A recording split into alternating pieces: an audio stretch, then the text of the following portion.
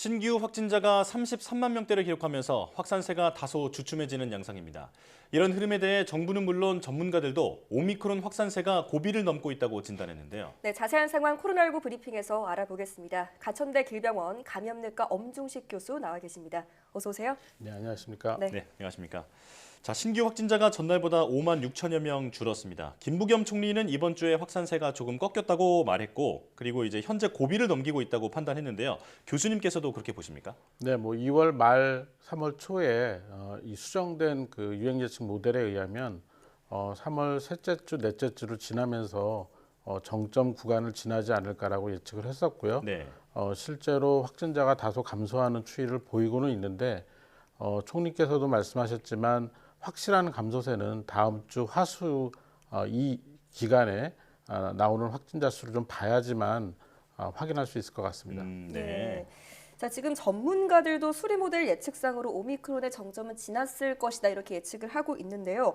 위중증 환자 규모는 계속 늘어날 것이다 이런 분석이 좀 나왔거든요. 앞으로 이제 감소세로 전환이 된다 하더라도 당분간은 이 사망자와 그 위중증 환자 수도 적지 않은 수로 계속 나오겠죠. 네, 확진이 되고 바로 위중증 환자로 진행하는 것이 아니라 예.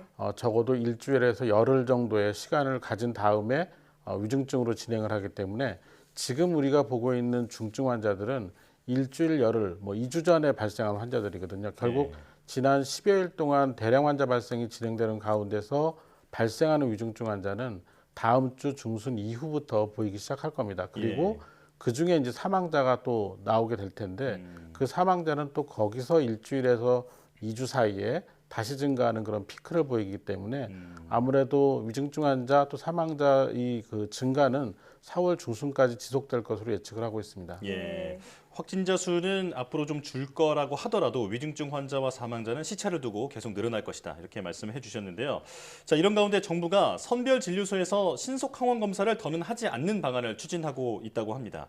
이게 이제 PCR 검사를 선별 진료소에서 하고 이 동네 병의원에서는 신속 항원 검사를 하겠다라고 하는 건데, 자, 이렇게 검사 이원화를 고려하게 된 그 이유는 뭔가요? 일단은 보건소에서 그 두 가지 검사를 병용하기에는 인력적인 부담도 있고 검사량 자체의 부담도 많았습니다. 네.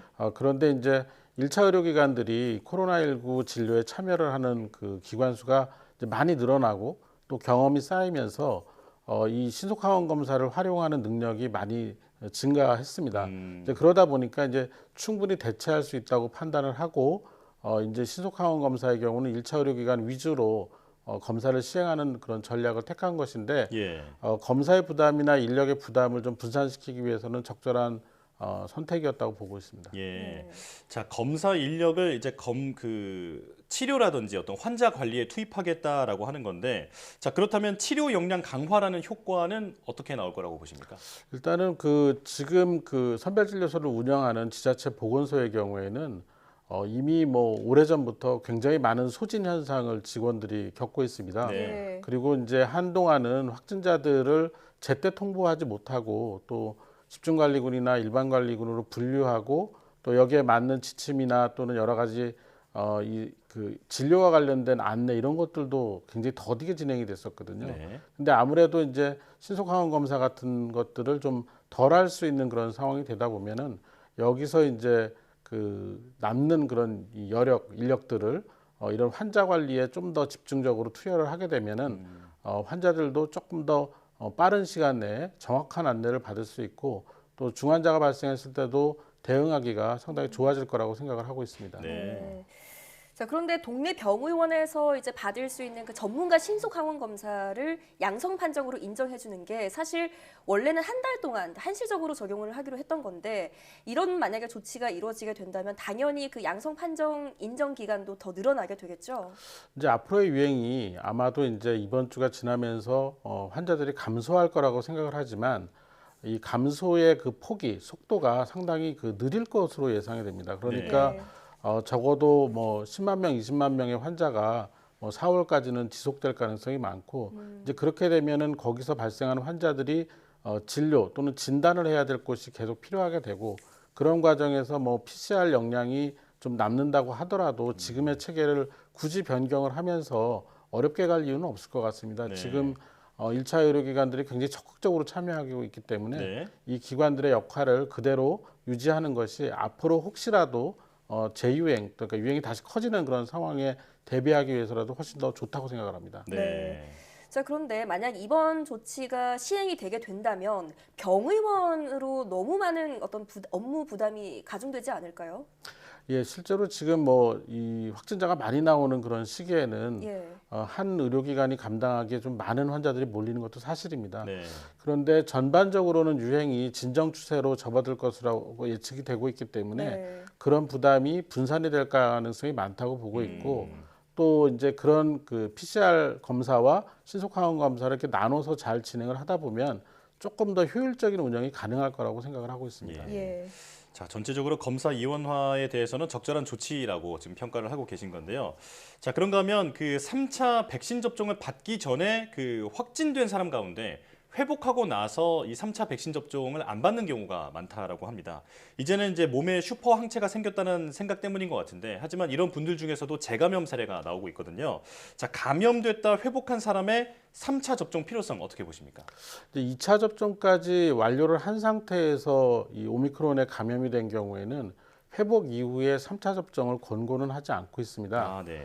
그런데 이제 오미크론 감염이 안 된 상태에서 2차 접종만 하신 분들은 지금 유행이 한참이지만 지금이라도 이제 3차 접종을 꼭 하시고 특히 고위험군에 해당되는 분들은 3차 접종으로 접종 마무리를 지금이라도 하는 게 훨씬 더 낫다고 생각을 합니다. 네. 자, 치료약 얘기도 한번 해보겠습니다. 지금 머크사의 라게브리오가 국내로 들어와서 토요일부터 이제 처방이 될 예정인데 이게 치료 효과가 낮은데도 그 TG약처에서 승인을 한 건 아무래도 팍스로비드 물량이 부족했기 때문이었잖아요. 근데 지금 팍스로비드도 추가 물량이 들어왔거든요. 이렇게 된다면 지금 현장에서 라게브리오가 어느 정도로 활용될 거라고 보십니까? 이제 애초에 이 항바이러스제, 경구용 항바이러스제를 도입하는 그런 자문을 했을 때 네. 이 팍스로비드와 라게브리오가 어떻게 역할 분담을 할지에 대한 논의가 있었고요. 예. 이제 팍스로비드가 좀 더 효능은 좋지만 실제로 투여할 수 없는 그런 환자들이 있습니다. 예를 들면 간 기능이 많이 떨어져 있다든지 투석을 해야 될 정도로 신기능이 떨어져 있는 그런 분들 같은 경우는 팍스로비드를 쓸 수가 없는 상황이거든요. 네. 그래서 이런 환자들에게는 라게브리오 처방이 가능하고 또 팍스로비드와 같이 먹으면 안 되는 약물들을 복용하고 계신 분들은 중단이 어려운 상황에서 팍스로비드 투여를 할 수 없게 되기 때문에 이런 때도 라게브리오가 대처가 될 수 있어서 이런 상호 보완적인 그런 처방이 가능하다고 보고 있기 때문에 라게브리오를 뭐 활성화시키는 것이 지금으로서는 상당히 요긴하게 사용할 부분이 있다고 보고 있습니다. 네, 이 두 약이 서로 보완하는 관계라는 말씀이신데요. 그 말씀해주신 것처럼 팍스로비드가 함께 복용하면 안 되는 약물도 많고, 그리고 또 이제 투여할 수 없는 그 환자들도 많기 때문에 이 라게브리오 긴급 사용 승인을 또 해준 그 측면이 있잖아요. 자, 그런데 라게브리오도 임신부나 수유부 그리고 18세 미만 청소년 같은 경우에는 이제 그 복용을 주의해야 한다라는 얘기가 있던데 이건 어떤 것 때문에 그런 겁니까? 그러니까 이제 라게브리오를 개발하는 과정에서 임상 시험 또 동물 시험 같은 것들을 했는데 이 과정에서 특히 이제 동물 시험 과정에서 이 태아가 성장이 지연이 되거나 또는 이 그러니까 뼈죠. 뼈가 이제 그 만들어지고 이런데 어떤 이 기형 같은 것들을 초래할 수 있다라는 그런 근거가 있어서 네. 임신 가능성이 있는 여성분 또 남성분 같은 경우는 일정 기간 그 라게브리오 복용 이후에 이 임신을 좀 피할 수 있도록 권고를 하고 있고 실제로 이제 임신 중인 분은 당연히 그래서 처방이 어려운 상황이고 성장기에 있는 어린이들 같은 경우도 처방을 할 수 없는 상황입니다. 그렇군요. 네. 자, 지금 코로나19 추세가 확산세가 이제 주춤한 듯 보이기는 하지만 아직까지 감소세로 판단을 하기에는 이르기 때문에 계속해서 긴장감 놓지 않고 대응해야겠습니다. 지금까지 가천대 길병원 감염내과 엄중식 교수와 함께했습니다. 교수님 잘 들었습니다.